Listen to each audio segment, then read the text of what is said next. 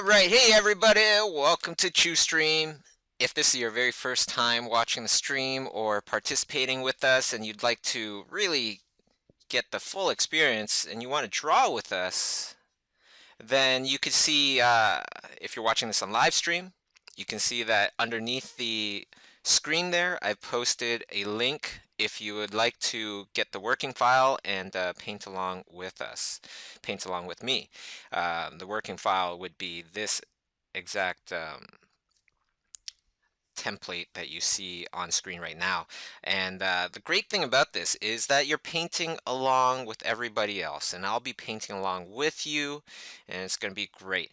And if you would like to post your ChewStream exercises, that'd be wonderful.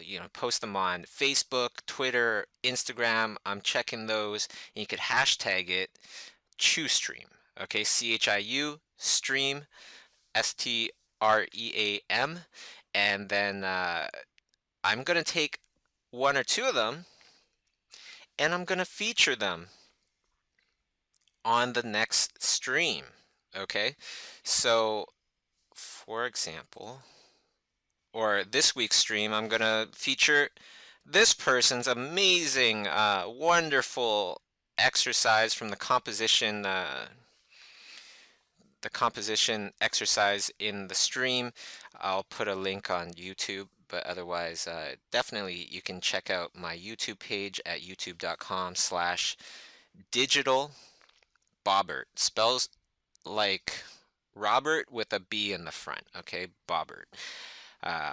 There you go. Okay, so big shouts out to everybody that participated in the stream and all of you that are participating right now. So download the file and paint along with me. Okay, if you'd like to ask me any questions, by the way, if you'd like to ask me any questions at all you have to do is type the question into the chat in live stream and start it off with the word question in big capital letters. That way I can see it easily, and that way I'll be able to get to even more questions and answer more questions. Okay. Um, what else do I want to say here? If you're watching this on YouTube and you want to catch the live streams, all you have to do is search for Bobby Chiu live stream. You could find my account there pretty easily. Okay, so why don't we start off every stream with a little roll call. Why don't you let me know where you're from, and I'll give you a big shout out. Okay. And I see Italy here, Sweden, Germany, Berlin, Germany. Who else do I see here? They're all going to pile in. Serbia, Italy, Quebec, London, Italy again, London, India, Tennessee. A bunch of people from Italy. Awesome. Right on. Somebody's asking me already, they're asking me a question, which is, what brush am I using right now? I'm using a default brush for this exercise. Okay, that way I can just, oh, right on. There's a bunch of people from, okay, Rhode Island, Denmark, Spain, Rhode Island again, Maryland, all over the place. Brandon is coming to in-house workshop in January. Oh man, you are gonna love it. And Mike as well, right on. Diane is asking, how did the Berlin Schoolism seminar go? The workshop in Berlin went awesome. I didn't actually go there this time. I went last time. But been having nothing but wonderful feedback from the teachers as well as the students. Big shouts out to my event coordinator T, who is so wonderful in organizing all these awesome workshops for everybody. Um, so let me explain a little bit about the exercise here. Okay, it's all very simple, very basic kind of compositions here, especially in the very first 3 or 4. Okay, um, that's because we want flexibility with our composition. So you can start to complex everything in your image. However, just having a starting point is really helpful a lot of times. A lot of times we stare at a blank page and we just don't know what to do, because it's just too many possibilities. So it's part of the warm up to kind of bypass that. Just gave a few simple, compositions that you can work from. Okay, and you don't necessarily have to stick to them. You really do. You're just working from them, right? So yeah, feel free to kind of steer away from the path sometimes. Of course, you want to make sure that your composition is still tight, though. Okay. Uh, the other thing that I would like to ask everybody to do, everybody that is participating in these exercises, don't use any reference, at least at first. Okay, struggle through it, do what you know, struggle through it to figure out what maybe you don't know, so you can put that down as well. And just really just try to do it completely without reference. Every one of these are done without reference. Some of them will be good, some of them will be bad, but that's not the point. The point is that we are staying artistically fit by doing constant exercises to strengthen our visualizing abilities, which is fundamental to being able to paint uh, or to draw and paint well. It's being able to visualize better. When you can visualize your painting before you even paint it, your drawing before you even draw it, that is power. So somebody's saying that they're watching this from a mobile, so they're going to do this with pen and paper right on. You can't let things stop you, right? If you want to truly be committed, you gotta plan, you got to find other ways, you gotta keep going. What you can't do is give up or don't do it because of this and this and this. We got to find reasons so that we can do these exercises, because that in the long run is going to help our careers, our lives, to make a nice, healthy art career. It takes constant evolution, constant hard work, constant discipline, constant trying to discover new things. And you know what? For all of you that are starting off, for all of you that feel like you might not have made it just yet, the best self-discoveries and self-disciplines come through our hardships, especially right in the beginning of our careers. Those are the times that really allow you to build your character, a strong sense of character, strong sense of discipline and dedication. Okay, so let's go to some of these questions that we have here.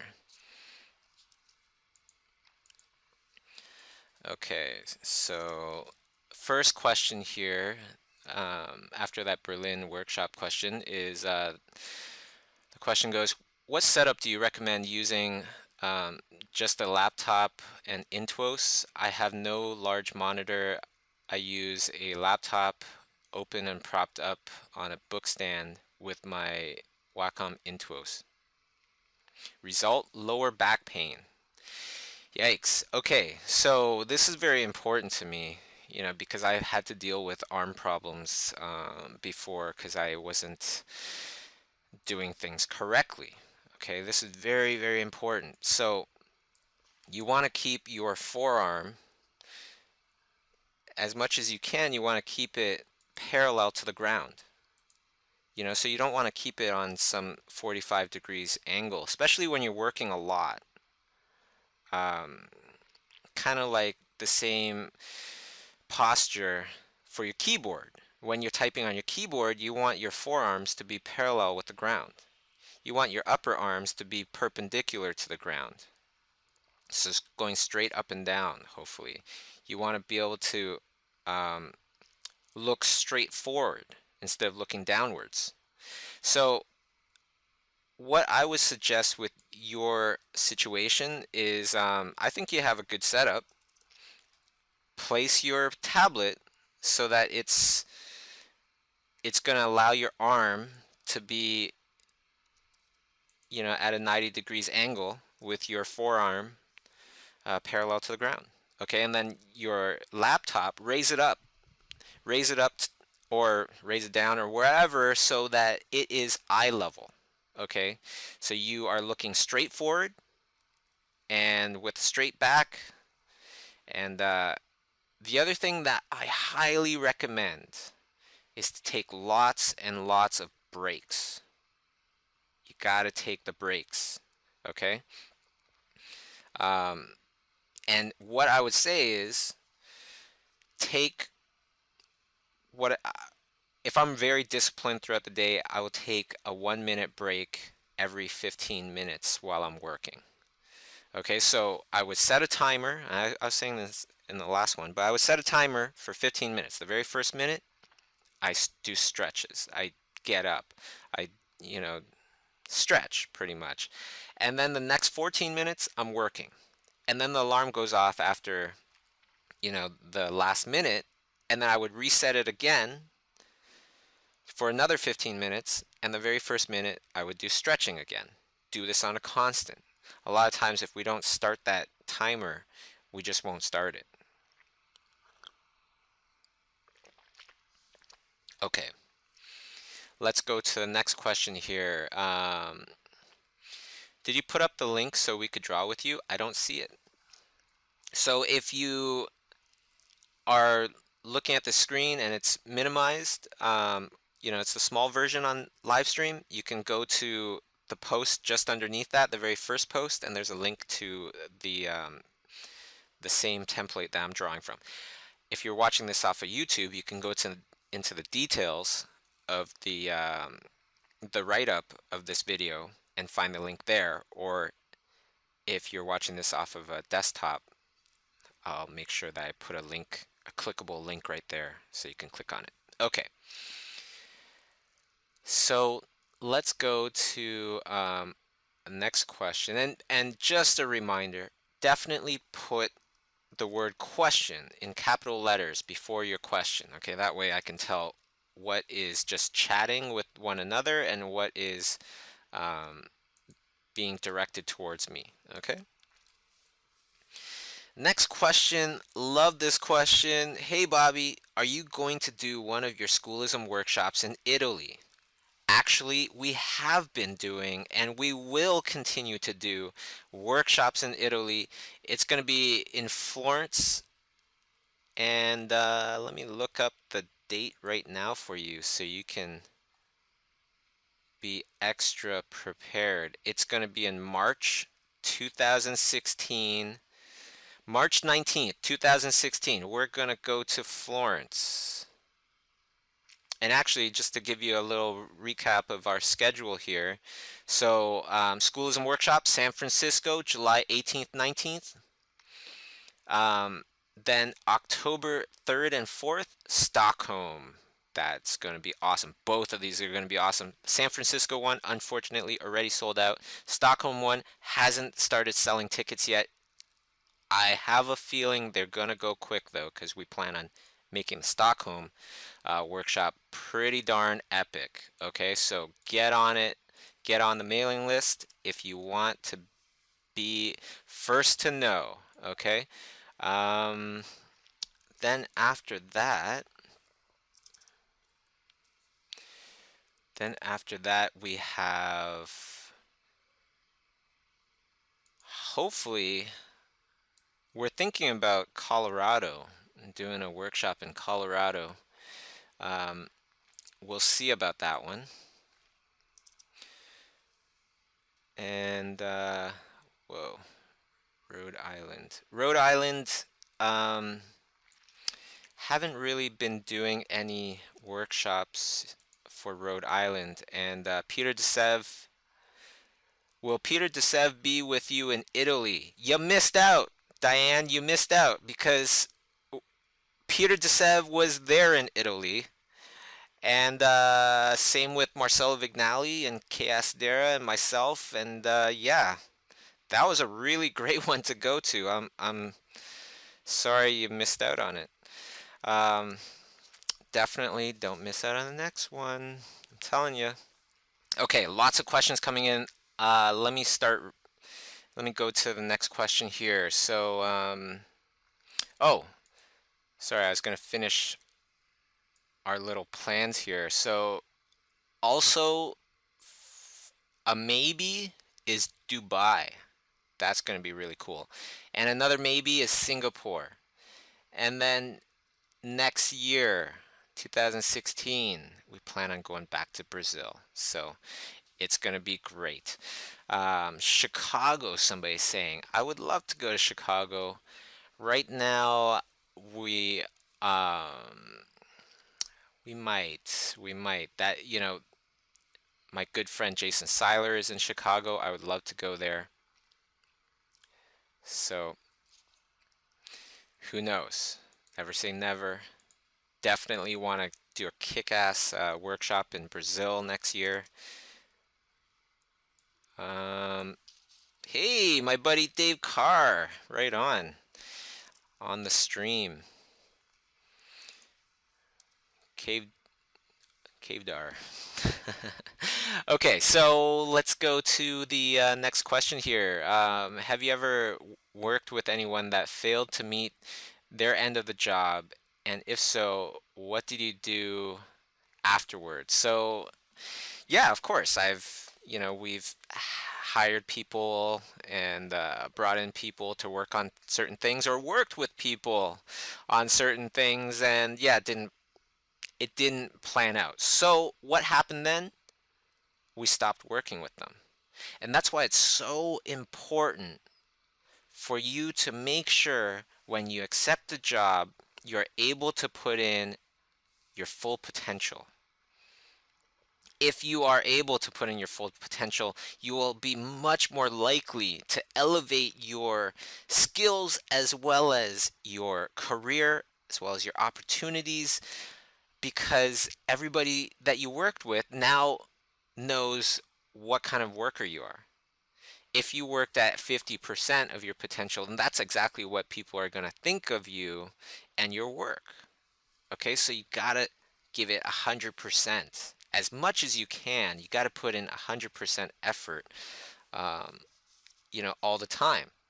And if you are on a job, or if you're doing a job where you are not totally into it, then it's up to you.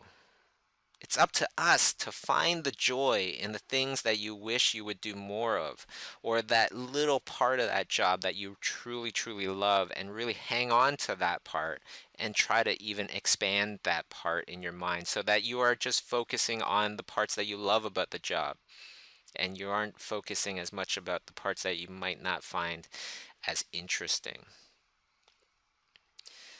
Okay, so let's go to the next question here, which is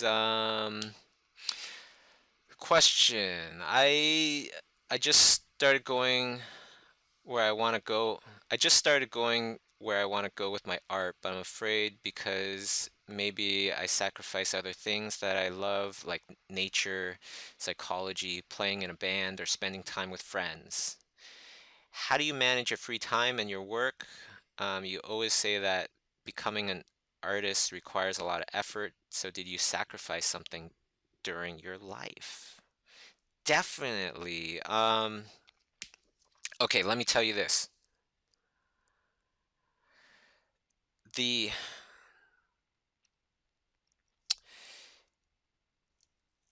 the road that is harder to, go down is generally, or the road to being able to do all those things that you mentioned, like nature, psychology, playing in a band or spending time with friends, you will be able to do much more of that if you put in the effort in the beginning. The road to a relaxing life is not a smooth road. It's generally never the smooth road. It's always the road that is full of ups and downs, full of complications, full of problems. You know, that's the law of life. You got to put in that effort to deserve that reward. If you don't put in that much effort, you won't deserve as much of a reward. Okay. So, have I, sacrificed? For sure. You know, I've had years. It's always in the beginning, generally, for most artists. They really have this point in their lives, the really, really great ones, where that's all they care about. That's their life, is their art, and they will not go home for their birthday. They will not, you know, do anything except for stuff related to getting better at art. I've definitely gone through those moments. And there's some people that don't go through those moments. So it's something that I wonder about. But what I do know is that before, when I didn't have a tight schedule, I didn't have a tight, regiment, my I wasn't able to do as much. And it's funny because I became a freelance artist in the beginning. I wanted to do independent stuff in the beginning because I wanted to do more with my life. I wanted freedom, things like that. But the funny thing is that I had less freedom with a chaotic schedule, with, no schedule, and just kind of doing whatever I think I need to do at the time. It was only with the schedule, with the tight schedule, I was able to do a lot more. So create a schedule for yourself. You know, um, then you'll be able to spend a lot more time on art. And if you like, you could still have a lot more time to hang out with friends and play in a band and, do all that nature stuff that you like and all those things. Okay, I know if I had my schedule tight back then I wouldn't have had to spend as much time doing art. Because think about all those times in between things that you do and how much time is wasted going from one sketch to the other, or one painting to the next painting. A lot of times you spend uh, a lot of time on a painting. When you're done the painting, it's exhausting and it's hard to try to get back into another painting. That time in between is time that's wasted if you're not, you know, using it wisely. Just go for it. Just start. Another thing that really helps is just taking some time. Actually, you know what? Take a little time right now and just think to yourself, what's something that you can do that would make the biggest difference if done well in your life right now? What is that one thing? If you got better at what? Structure, at Photoshop, at talking with people, um, what is it? And make it a priority. Make it a priority to get better at that, to do that thing, to get that thing under your belt, in your toolbox. Okay, here's the next question here. What are some different ways to go about getting that first job? Some different ways. Well, there's always the most common way. You just go and apply for jobs. Um, and let me just talk about that for a second. Every year, people ask, am I taking interns? Are we taking interns at Imaginism Studios? Every year I say no, we're not. But you know how many interns we've had over the years? A lot. People still find a way to convince us somehow, even though in the beginning we're telling them, no, we don't take interns. Every once in a while, there'll be somebody that gives us a good enough excuse, a good enough reason that makes sense for us to take them as an intern. Now, a lot of times when you apply for a job, you will get that no in the beginning, or you won't get a response at all. But a lot of times, if you were persistent and you kept applying, then they eventually let you in. If you were persistent and constantly kept in touch and constantly updated your stuff, and was just around in not an annoying way, but in a friendly, casual way, showing your determination, that's how a lot of people get their first jobs. And that's pretty much how every intern we've had uh, got the internship. Well, maybe not every single intern, actually, but majority of interns um, we got we accepted were people that applied even though we were not accepting interns, and they just did it in some sort of way, figured it out, and convinced us. And that kind of tenacity is something I really respect, and that's something that I, try to do as well.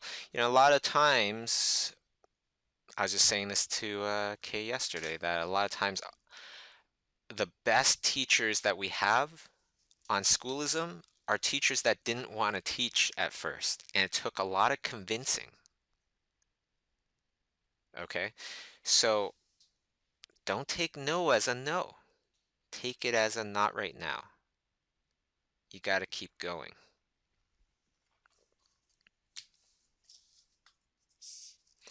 Okay, let's go on to the next question here.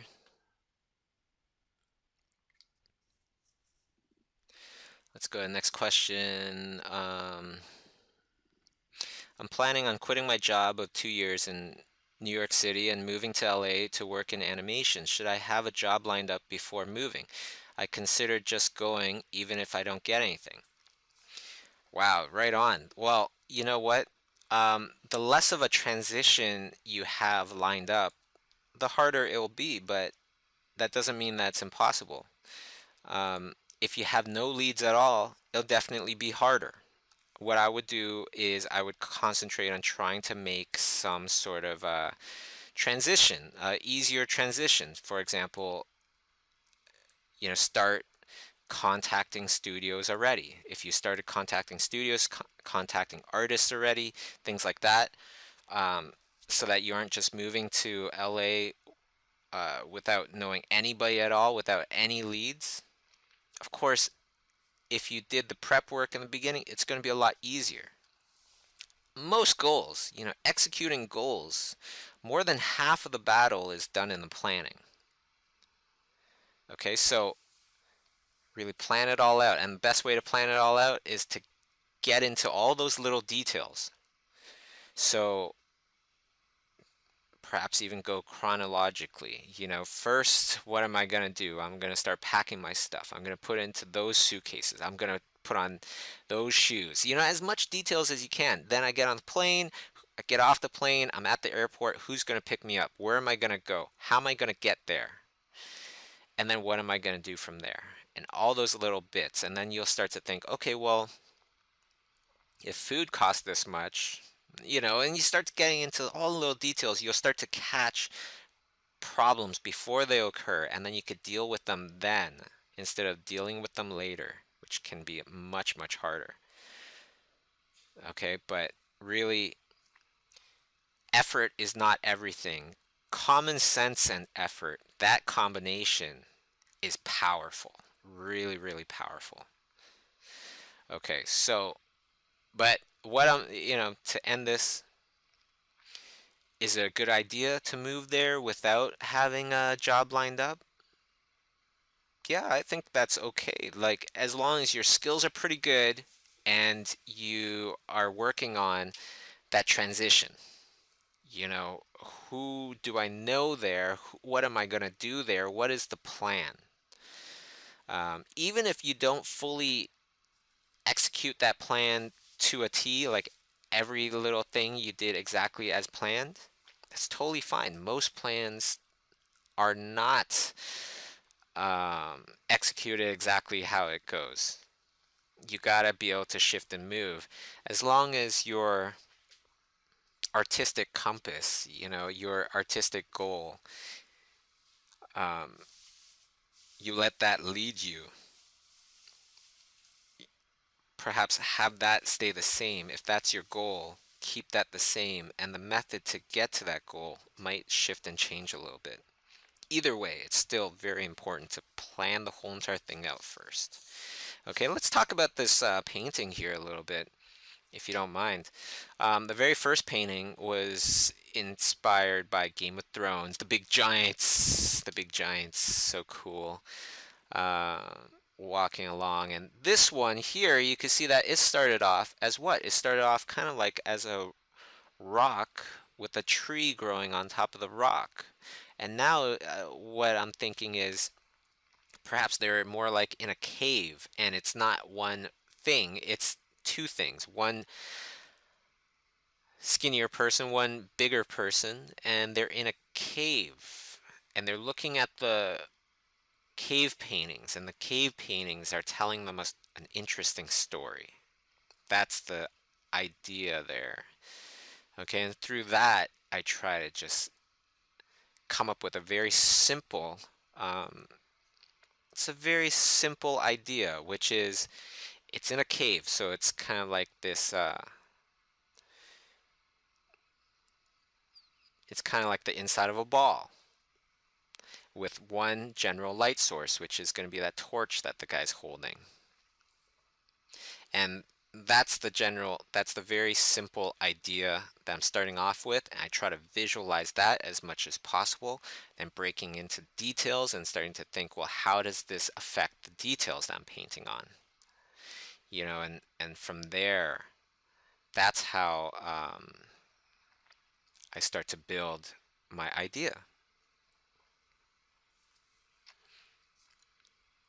Okay, let's go on to the next question here because we got a bunch. Next question says, I remember last year you mentioned coming to Brazil again. Any plans for that? I'd love to see you guys again. We would love to come back again, and we are planning on coming back in 2016, though. Hopefully in the beginning of 2016, hopefully near February, something like that. That would be wonderful. So right now, um, we just have to find the venue space and secure the venue space, and then we can start working away at it. And yeah, can't wait to come back. I miss Brazil very, very much. Lots of wonderful friends in Brazil. Had an amazing time last time. Let's go on to the next question here. Next question says, can I change the proportions of these frames? For example, making it wider or making it more of a square composition. Of course you can, definitely. If you're a bit more of a beginner, I would say stick to the same proportions. If you feel like you have a good grasp on things, then feel free to change things up, okay? Main thing is you want to know what this exercise is for. It's for visualizing. So try to really see those things before you paint them down. Okay, see them before you paint them down, and you will see that over time, that ability will get better and better. And I'm telling you, visualizing is the strongest, the most powerful way to think.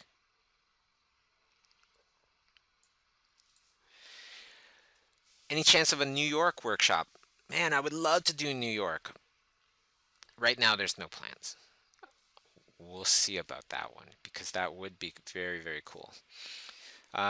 Next question here is, since we're talking about traveling the world, how about Portugal? I would love to, or it would be great to see you here.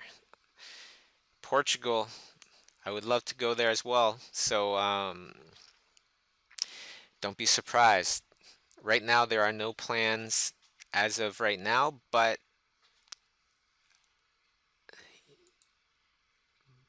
it's highly likely, highly likely. We're also looking at Barcelona, which would be cool too. Let's go on to the next question here. How did you know you were ready to make the leap to full-time artist? Um, I knew when my freelance. Okay, I'm going to take this question. I'm going to put some context around this question. Okay, so at the time I was working in a television studio, but I wasn't doing art. I was a computer guy before I went freelance, full-time artist. Okay, I made that leap when I saw that I made an average of, um, I think it was around $20,000 in a year from freelance. When I got to that point, I felt like that was bare minimum, bare bones minimum, like that's for survival as an artist, right? Once I got there, then I quit my job. So it really depends on where you live, how much do things cost there because every place is different. Okay, let's go on to the next question here.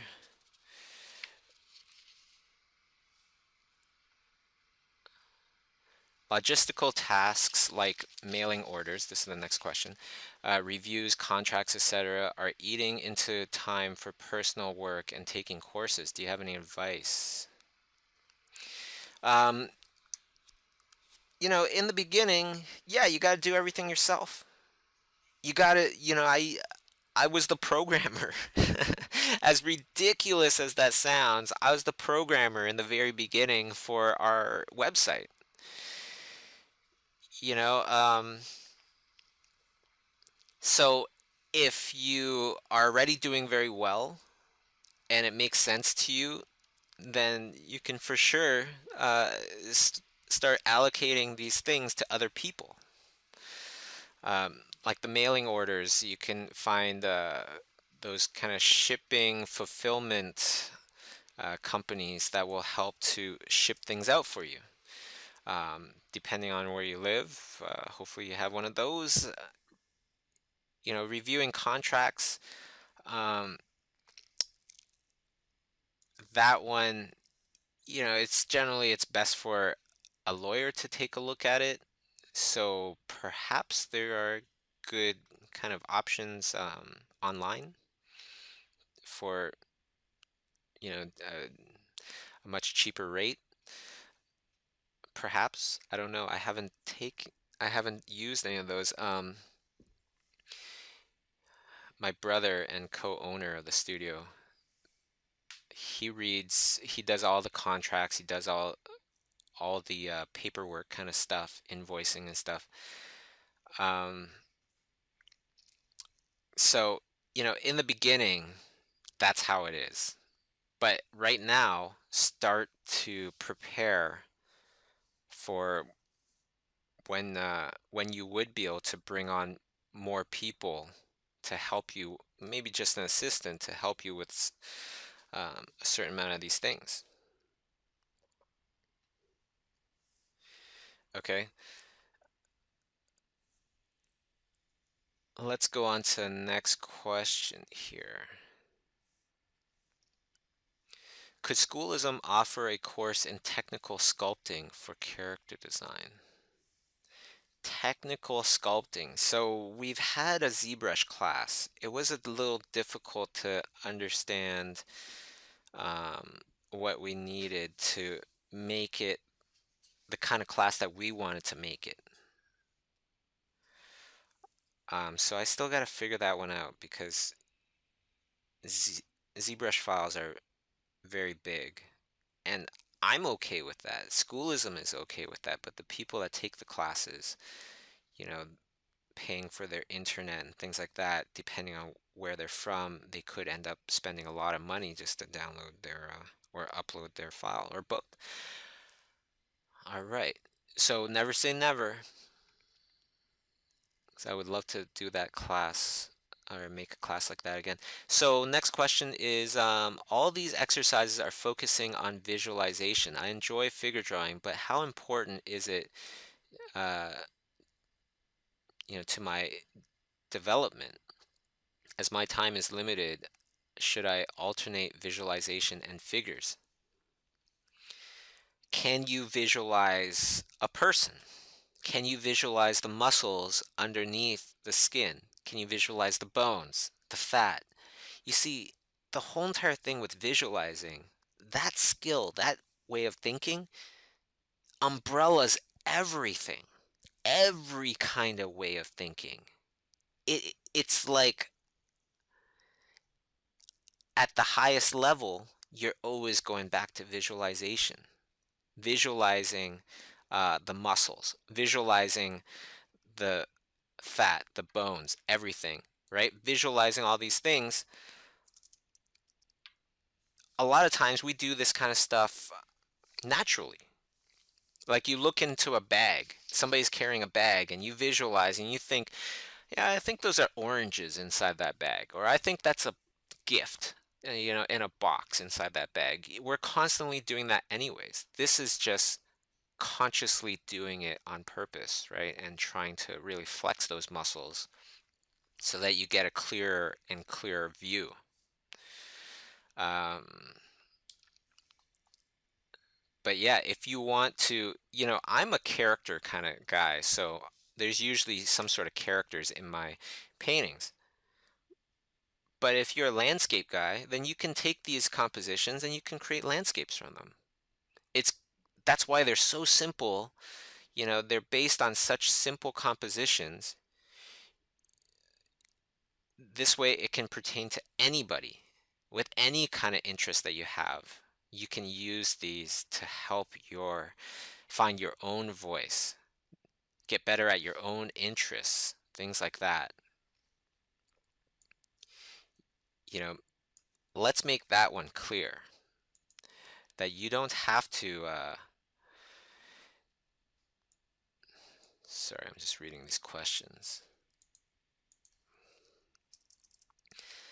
That you don't have to love painting characters to do this assignment here. Some assignments, yes. Like last Friday, we did a very cool exercise all on profiles. Um, so in that case, of course, you're going to make a head of some sort. Um, but this one is fantastic for people that like to do other things. Okay, let's go on to the next question here. So next question says, oh, it's a continuation question. I don't know, it starts off with a but. So, but I'm in college for animation, but realize what I really love is digital painting. Instead, I don't want to take any more 3D classes because I know I won't apply for a job in that. What do I do? Okay, this depends on you. How much do you need to graduate? Okay, and for me, I liked school when I was in school, so I had computer classes as well. And I actually went to the computer teacher and said, this isn't what I want to do. So I still want to graduate. So what can I do to just graduate? What can I do to just pass your course? This way I can spend all the other time on other things. And so a lot of my grades in my report card were either like A plus or a C or a D. and there was nothing in between. Because the classes that I really loved, I wouldn't just go to my class, I would go to everybody's class, and go to the same teacher like 5 times throughout the week, even though I was only scheduled for one time. So the classes I really loved, already I was starting to specialize, right? And then those classes I got A plus. Anyways, okay, let's go on to the next question here.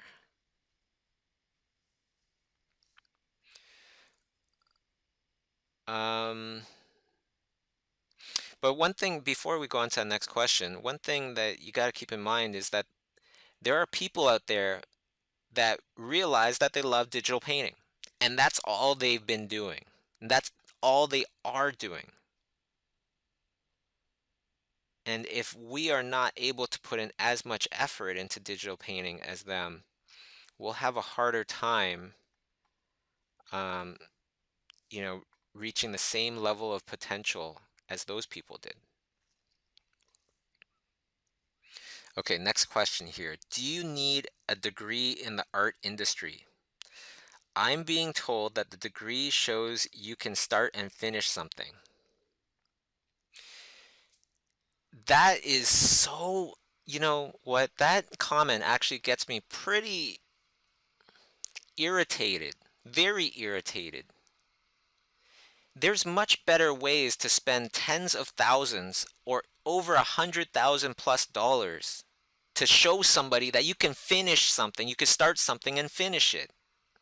If that's the only reason that you would want a degree or a diploma of any sort, then fine. But guess what? I lost my degree or I lost my diploma maybe 2 weeks after I graduated. And I've never ever needed it. Never. Nobody's ever asked me. Okay? On that note, there is one good reason to have a degree, which is it will help obtain work visas. But at the same time, it only helps. It doesn't, that's not, not everybody needs that. If you get over a certain amount of experience, then it's the equivalent of a degree. For all the cases I've heard, anyways. People that have not had a degree. Kay Asadera, character designer for Alice in Wonderland and the upcoming Alice Through the Looking Glass. She dropped out and she's doing great. Steven Silver, you know, Luis Gonzalez at Pixar, story artist extraordinaire. Tons of people. Of course, tons of people have gone to school, finished school. But it's different for everybody, I think. It's kind of like buying a car. Should I buy a Ferrari? Sure. Ferraris are great. As long as you can afford it, go ahead. Go buy that Ferrari. If you can't afford it, though, I wouldn't do it. Because there's much more helpful things that you can do with your money and be able to stretch it out a lot easier, if you spent it on other things.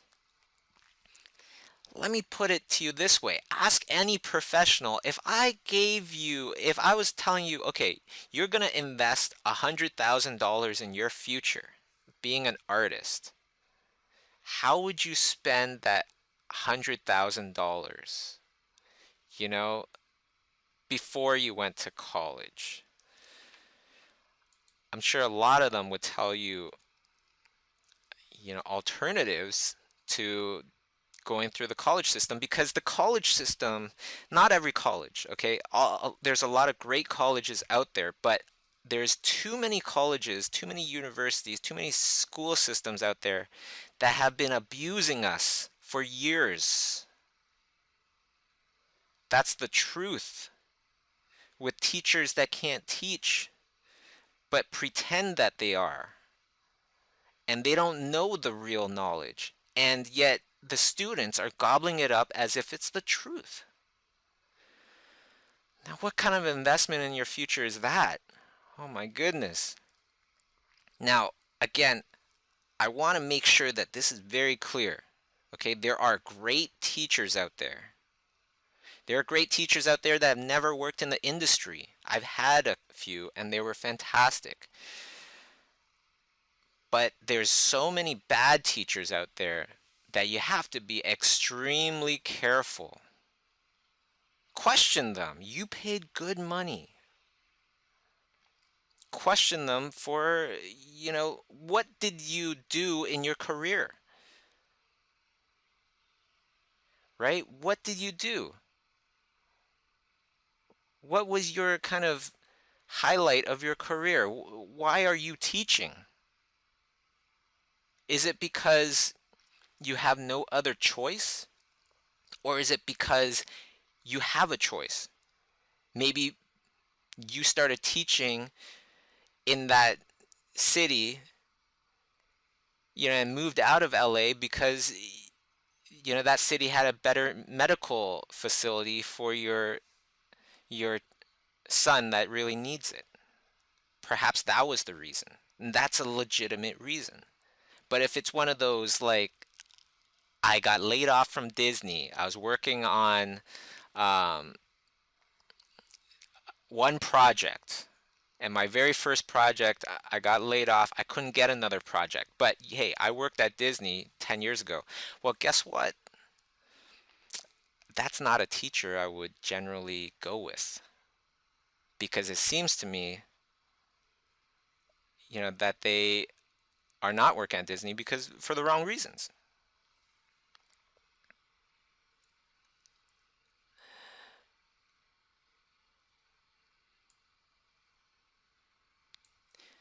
So there you go.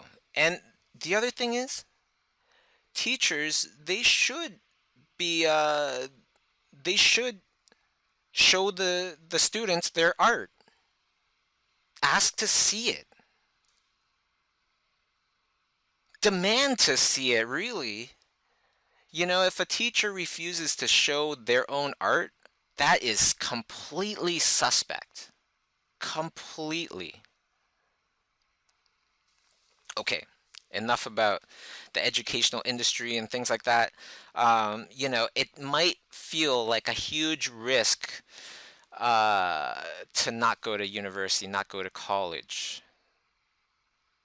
But if what I'm saying makes any sense to you, this is coming from experience. This is coming from experience of visiting a ton of schools. This is an experience of from going to school. This is from starting my own educational program, things like that, collecting my own teachers. You know, it might feel like a big risk to do things the other way, even though it makes sense to us. But the biggest risks you can ever take in your life is just to take no risk at all and do exactly the same thing as a billion other people have done. If a billion other people have done it, how valuable are you? Because you can only do the same exact thing as all those other people. We got to find our own um, path and do what we feel makes sense for us. And if you think about it, so many things totally have not made sense in history, right? And if we were all more independent thinkers, I think a lot of that stuff wouldn't have lasted as long as it did. Um, Diane is asking. Let me let me go straight to this question. Diane is asking, will you be adding some female teachers to your Schoolism roster? Let me just state that I have tried getting Schoolism, female schoolism teachers, I've asked a few, and I just haven't had any luck. I've asked, I've even asked Kay Asadera, and she always says no. She's always too busy. She's got to work on her projects and things like that. But Tara Whitlatch, like heavyweight creature designer in the world, you know, Tara Whitlatch, she's creating her class, and I cannot wait for that. That's going to be very, very cool. Um, Another teacher I would love to see teach on schoolism, Carla Ortiz. Go and bug her. Help me out. Bug her a little bit. See if she'll teach. Another one I would love to have is Helen Mingju Chen. Both of which are going to, actually, all three of them are going to be at the San Francisco workshop. Kay, Helen, and Carla. It's going to be great. Let's go into the next question here. So, what are your most inspiring movies? Uh, I don't know if it's the most, but the first one that comes to top of my head is Pursuit of Happiness. I thought that was really great, especially since it's based on a true story. Pursuit of Happiness with Will Smith. Okay, next question here. Um,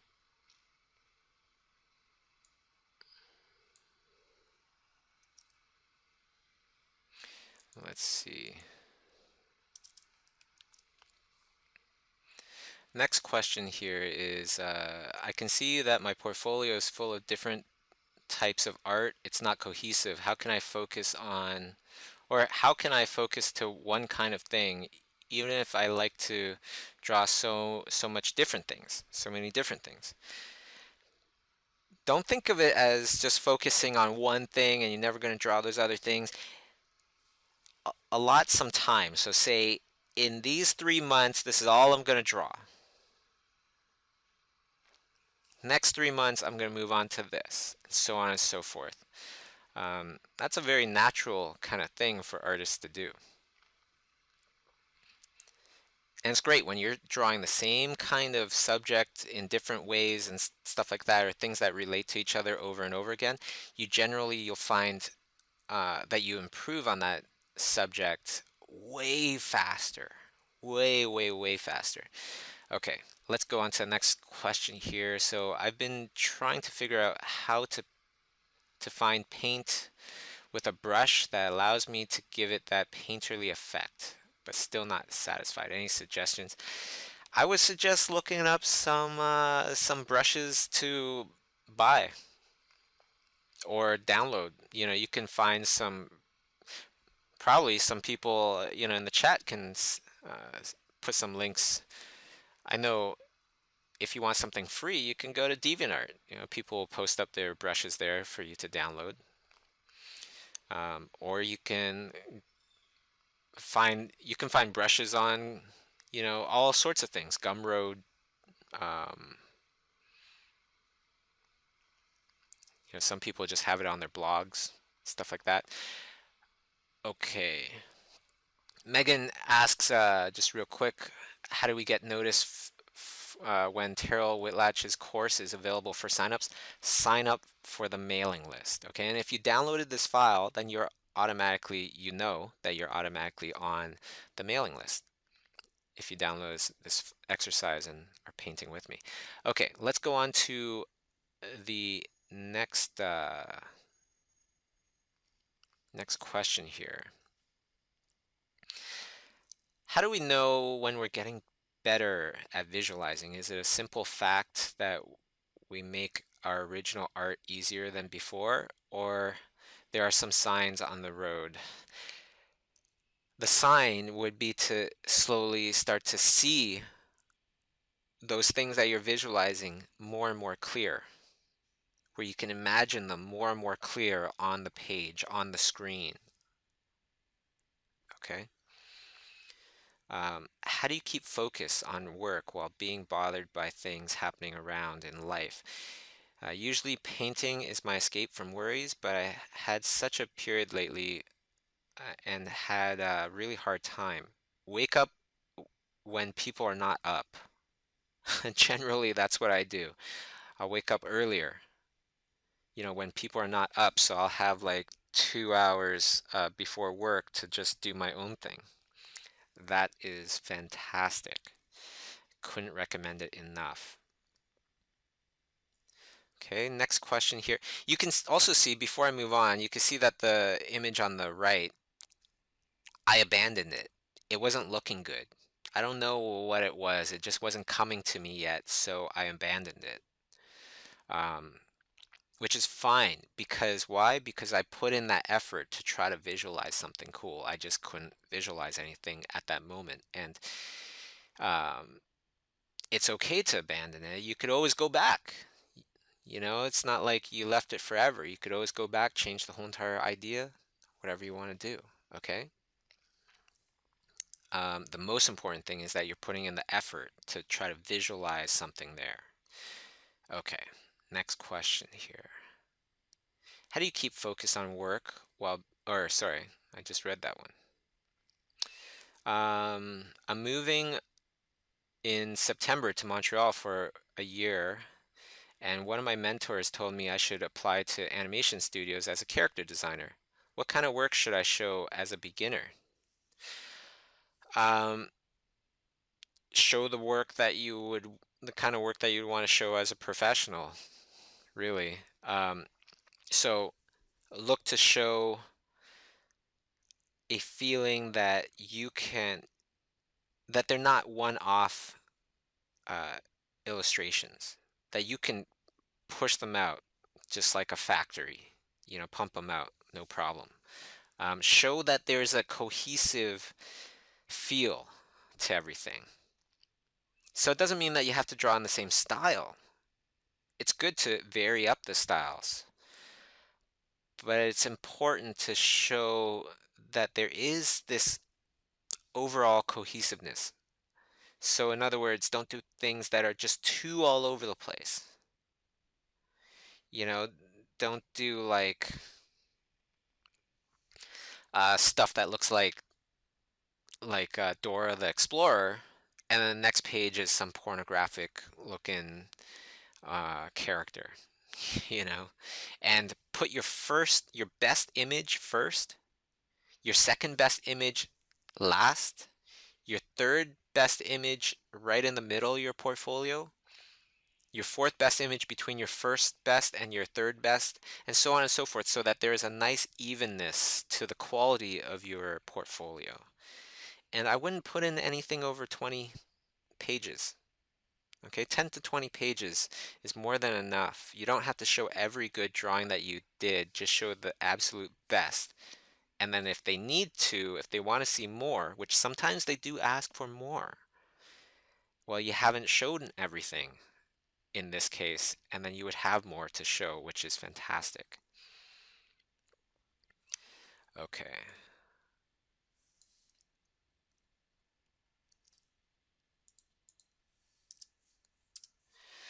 Um,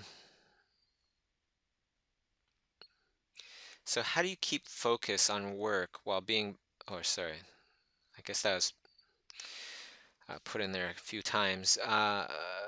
Okay, bit of a cheeky question, but wondering if you have any plans for some kind of reward for people who have paid for full critique courses, as you have now made it more affordable for others. That's a great question, and it's definitely a legitimate question. The thing about that is that the teachers are paid for their time.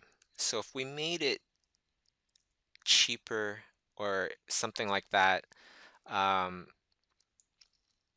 that would affect the teacher's pay.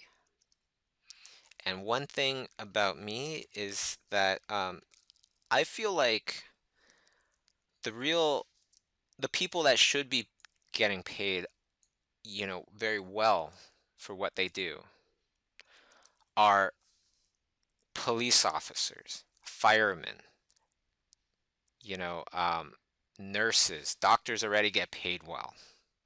as far as I'm concerned. Teachers, especially the teachers. If teachers are paid well, then that will bring the best people into teaching. They'll want to teach more if they get paid well. Otherwise, you're just depending on people's goodwill to put in their extremely valuable time because they could be working on a film or a AAA video game that's, you know, doing that would pay them much, much better. We need to pay our teachers what they deserve, which is a lot more, so that it'll attract the best of the best to teach. So that's another reason why the full courses, they're going to stay the same. But of course, the subscription program allows so many more people to have access to the knowledge from these amazing artists. And of course, if you want the premium version, hey, the classes with the feedback are very much worth it. You can ask anybody in the chat that has taken a full class with any teacher, and they can tell you it's very much worth it. So let's go to the next question here, which is do you think that by learning from other artists' works, or do you think that by learning from others' artists' works is something like you're not developing a way to execute your works from your own? Okay, so copying from other artists, would you say that it kind of messes up your own style? I don't think so. Unless you're only studying one artist, don't stop at that one artist. Keep going to other artists. If you took a great digital painting class on Schoolism, that doesn't mean that you're done digital painting. Take another class, and then another, and then another. Um, that's how you that's how you should do it. If you're going to study from artists, don't just stop at one. Go to every artist that you like and study them. How's that going to help make your style not only awesome, but honest to yourself? Your style is coming from um, a collection of knowledge from all this art that you like. And then through that knowledge, you're taking the parts that you like and into putting it into your own art. So in the end, you have all this different knowledge from all these different people that speaks about you because you actually like that knowledge. You like those subjects that you're drawing now and things like that. And that's the best kind of style. When a style speaks about you as the artist, that's when a style is very much honest. Okay, so let's see here. I downloaded the files, but drawing with pen and paper. The files are really dark. How do I lighten them up?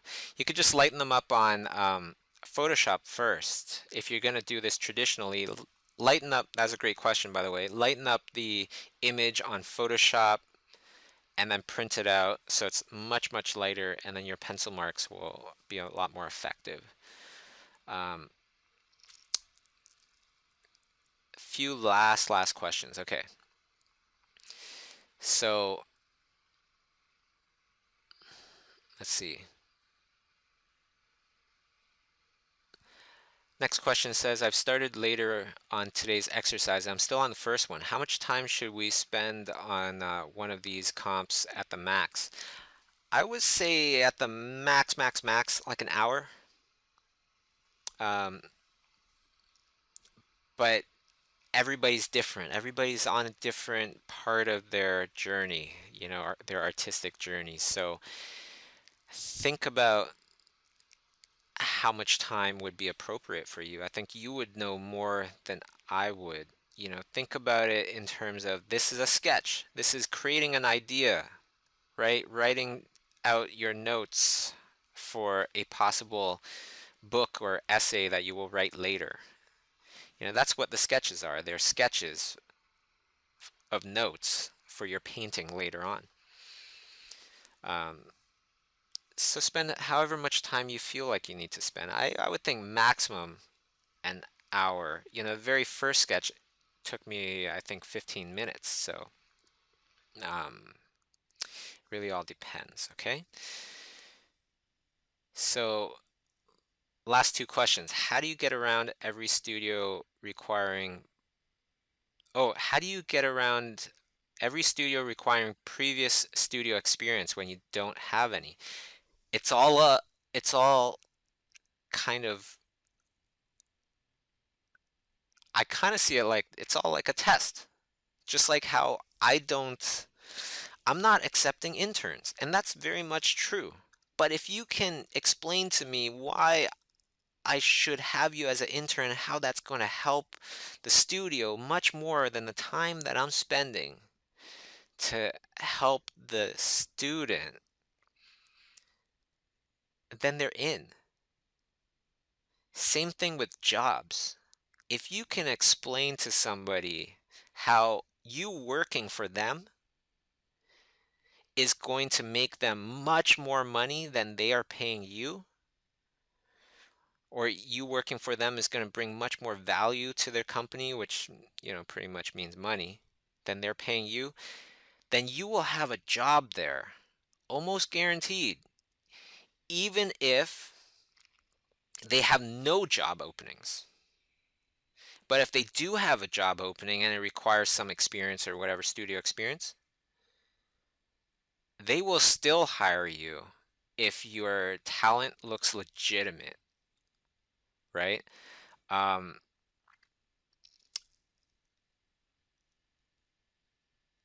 yeah, they'll still hire you if your talent looks legitimate and you are showing them, either telling them or showing them how you're going to bring so much more value to their studio than how much it costs for them to hire you. Okay, you can open up pretty much every door that way, even when they're not even looking for anybody to hire. I've opened up many doors that way, not to, I'm just telling you that because I want you to know that it works. Okay, last question. When will the subscriptions be open to the public? First, we want to serve every every Kickstarter subscriber. We want to make sure that they have the opportunity to start their subscriptions, uh, before we open it to the public. If they want to start their subscriptions after we open it to the public, then fine. But they will all get the chance. And once they all get the chance, then soon after, we're going to open up subscriptions to the public. So start saving up, because I think next month it looks like we're on pace to open up the subscriptions to the public next month. Okay, so there you go, everybody. Thank you so much for tuning in. Thank you so much for just keeping me motivated to do these things more and more. Okay, do great work.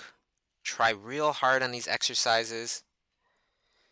We're trying to get to developing top quality stuff, top quality art. When you're at a lower kind of level art, then it's much easier to put a price tag on how much people should pay you, things like that. Only exceptional quality is truly negotiable. It will be extremely negotiable and is truly even priceless sometimes.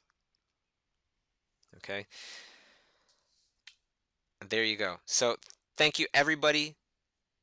And we'll see you next time. I'm going to try to set up a stream for this Thursday and keep things going. All right. Take care, everybody. Have a great day.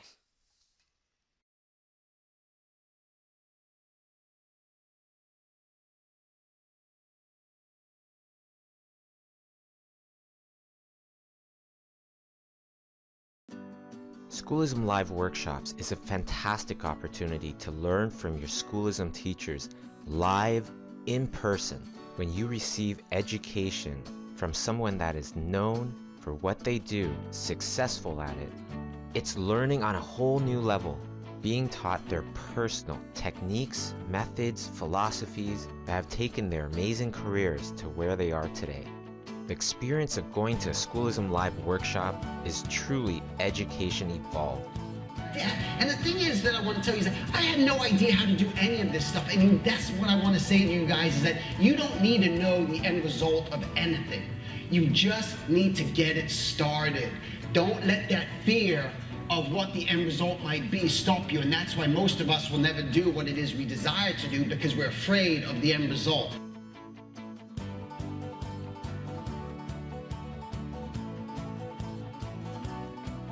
So people are saying, they're looking at a person and they're saying, okay, I want to capture that idea with an image, right? So this might be something similar to what the cavemen were doing, right, when they're trying to depict a person.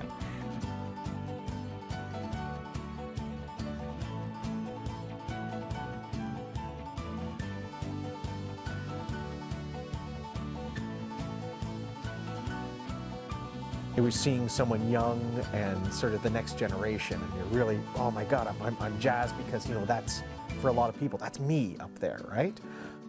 Even as a working professional, you have to stay sharp. You have to keep evolving, keep learning. Because our industry is evolving. And for artists to keep up, or better yet, get ahead, the best way to do that is to learn from the people that are already there. Kevin Lima, and then of course, Academy Award winner, Brenda Chapman, powerhouse couple. Biggest thanks goes to them. Can we give them a big round of applause? Creativity is problem solving, meaning you have to get to the very heart of the problem before you can even begin to solve it. Hi, I'm Katie. I came all the way from Michigan to come to the Schoolism workshops today, and I'm so glad I did. They were amazing. I learned so much. Very interactive, and picked up some great tips, and I hope they continue to do more of them because I'll be coming back. Come check us out, and stay tuned as Schoolism Live Workshops visits a city near you.